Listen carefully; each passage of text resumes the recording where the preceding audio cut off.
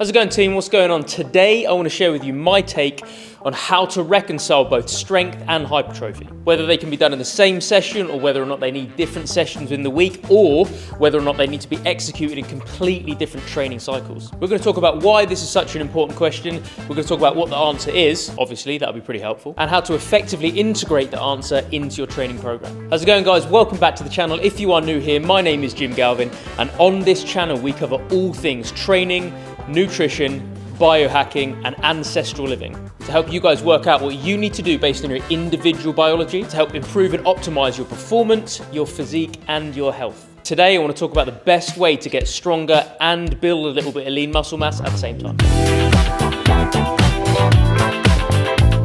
So how many times in your younger days when we were less experienced lifters did either you say or did you hear your friends say, I just don't know whether or not I want to focus on getting stronger or getting bigger over the next couple of weeks? I said it frequently in my younger days, and I genuinely believed that you had to choose between one or the other. So let's give some context as to why that might be. In the old school strength and conditioning world, there existed this bloke called Tudor Bomper. He was a sports scientist and he came up with this idea of something called linear periodization. This is the idea that your training would be most effective if you split it up into different cycles, each cycle focusing primarily on a different component of fitness. So as an example, an old school approach for a sprinter or a long jumper might look something like this. Stage one, you've got something called your GPP, which is your general prep phase or general physical preparedness. This is where you work a little bit on conditioning, you do some prehab stabilization stuff, build a little bit of like baseline endurance, and there's a lot of hypertrophy, a lot of muscle building work in there as well. Step two would be your strength cycle. This would be another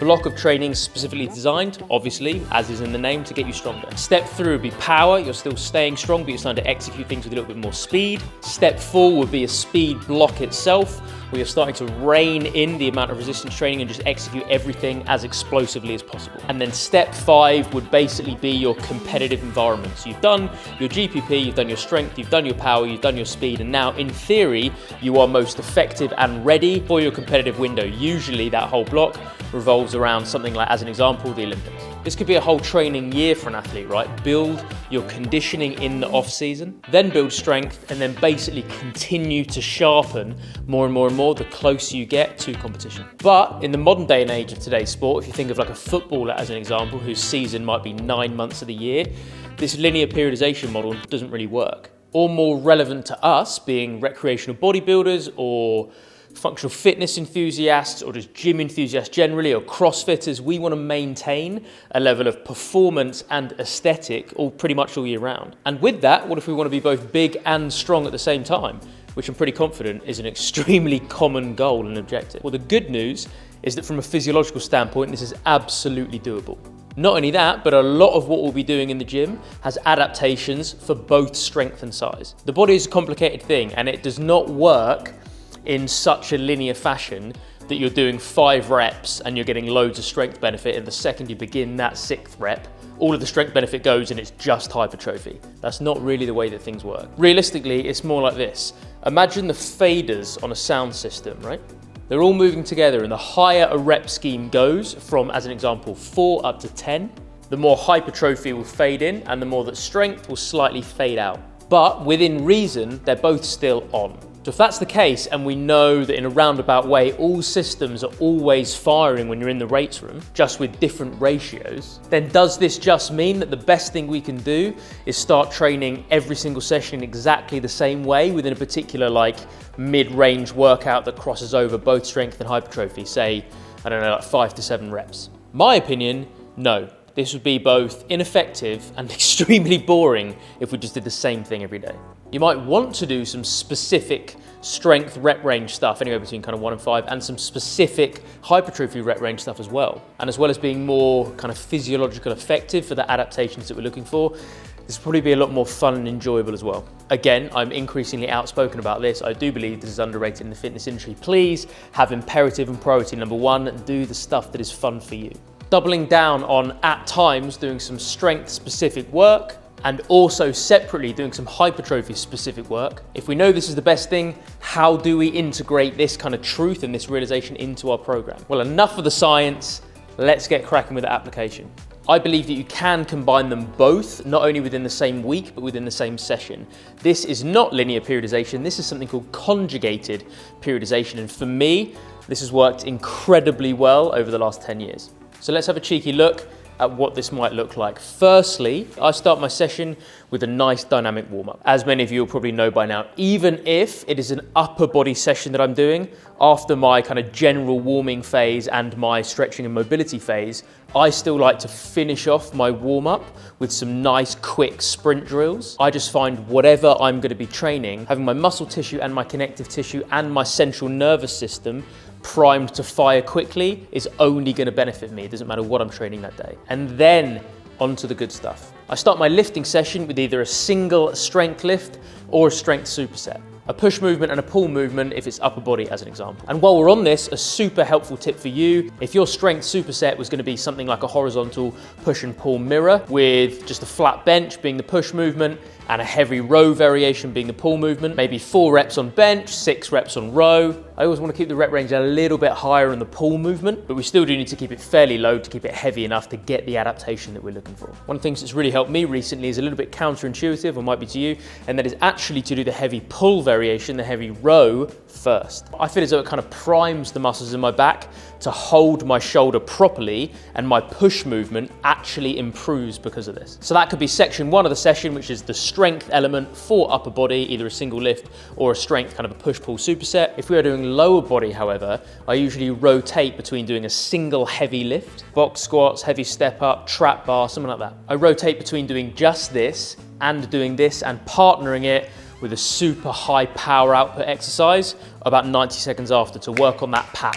If you don't know what PAP is, it stands for post-activation potentiation. I have another video specifically talking to you about this and how you can develop both strength and power within the same session. And I put the link to that video in the description below. So 3 to 4 sets of 4 to 6 reps for section 1 of the session, which is the strength element. Done. Then we move on to section 2 of the lifting work. Let's call this the mid-range hypertrophic section. For me, this is either 3 to 4 rounds of a superset or 2 to 3 rounds of kind of a 3 exercise giant set. So here we're looking at still doing all compound exercises, all multi-joint exercises. But now the rep range extends to about 8 to 12 reps of each one of these exercises in either the superset or the triset. For upper body, this would likely be another push-pull hybrid, but for lower body, it's a little bit more complicated than that. I rotate between doing a quad-based exercise, goblet squat, front squat, kind of like a sissy squat variation, and partnering it with something posterior chain-based, or band-resisted hypers are an amazing inclusion into a set like this. Or I do a standard compound lift, sometimes